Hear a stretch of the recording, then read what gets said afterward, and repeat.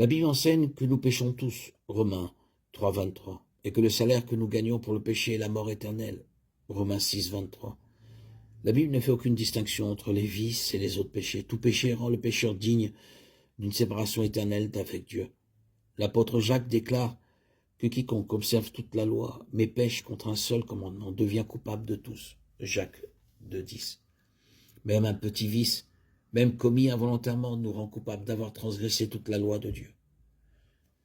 Si nous avions commis un seul vice dans notre vie, ce qui est impossible, ce seul vice nous rendrait coupables de toute la loi et mériterait une punition éternelle.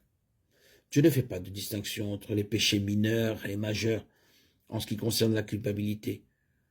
Enfreindre la loi sur un point, c'est devenir un transgresseur.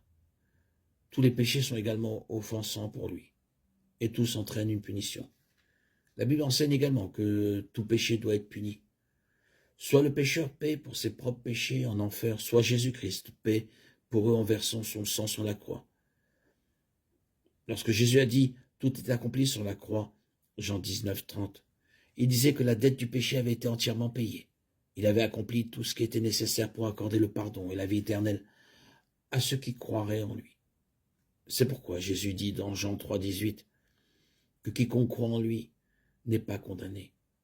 Lorsque nous faisons confiance à Christ comme notre Sauveur et acceptons son sacrifice pour nous, tous nos péchés, tous nos vices sont effacés et nous n'avons jamais à payer la pénalité pour avoir transgressé la loi de Dieu. Romains 8, 1. En fait, le vice des êtres humains qui a commencé dans le jardin d'Éden a rendu nécessaire un sauveur qui pourrait nous sauver de la malédiction que nous avons attirée sur nous-mêmes. Bien qu'un vice puisse être considéré par certains comme moins grave qu'un péché pur et simple,